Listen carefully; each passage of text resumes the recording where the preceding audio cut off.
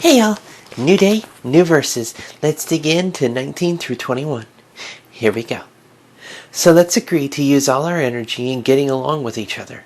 Help others with encouraging words. Don't drag them down by finding fault.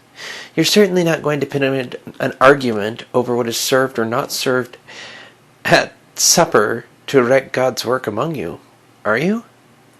I've said it before and I'll say it again. All food is good, but it can turn bad if you use it badly, if you use it to trip up others and send them sprawling. When you sit down to a meal, your primary concern should not be to feed your face, but to share the life of Jesus. So be sensitive and courteous to others who are eating. Don't eat or say or do things that might interfere with the free exchange of love. Now, there's a couple ideas in this, and there are a lot of ideas that I want to continue. Like I've been saying, I really do think take it all in one chapter, and leaving the last bit for Monday, okay. But read ahead, look at these, because taking it apart, it's more than just food that we're talking about here. Using encouraging words, living a life that single-mindedly serves Christ, well, then you're sharing His love. You're sharing who He is.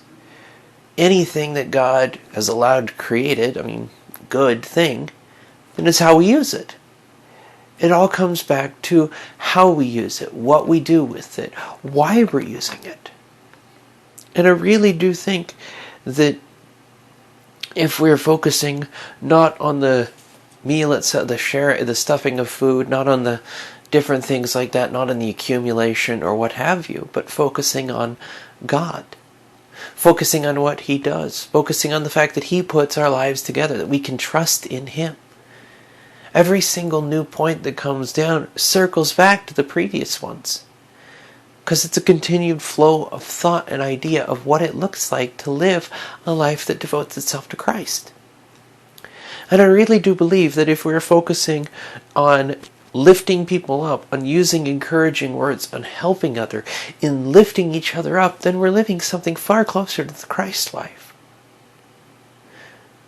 It really does come down to those relationship moments where we can dig in with Him, share His love with others. He made all of us after all, so why not?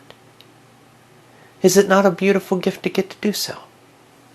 Is it not a beautiful gift to say, I'm not going to focus on the eating or the saying or the things like that. I'm just going to focus on living in love.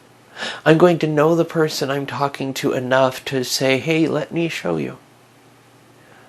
Or at least know the truth of it enough that when we talk to the others around us, that we can interact and let them see no one is against anyone.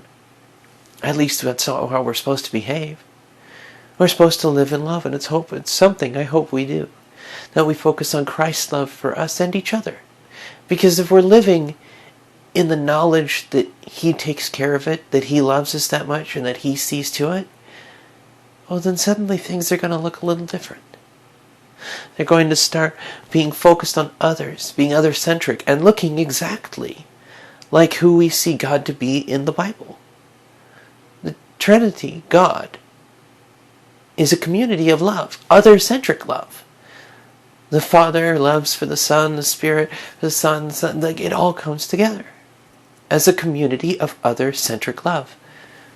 So that's the example we have first and foremost. And it's what seems to fit the natural way humans tend to go of it in some ways. Now, what I mean by this is morality in a deeper meaning. We have to generally do gymnastic hoops to get away with doing some things we know are not necessarily good. Well, I'm going to contort my morality to make it work. Well, just own the fact that it may not be the best thing. Because the Bible says there's a great deal of good in owning one's sins. It is in owning one's sins that we are able to get closer to God and His mercy. That He shows His mercy when we own the fact that we need mercy. Kind of a beautiful thing, isn't it? That the very nature of the relationship develops and blooms as we dig into it. Food for thought. I look forward to seeing you guys on Monday to finish off 22 and 23. And in the description below, I will put a link to a slightly longer version of this video I did earlier today. One that had a few different thoughts, but still in the same line. I hope to see you guys then. God bless, and His favor be upon you. I'll see you then.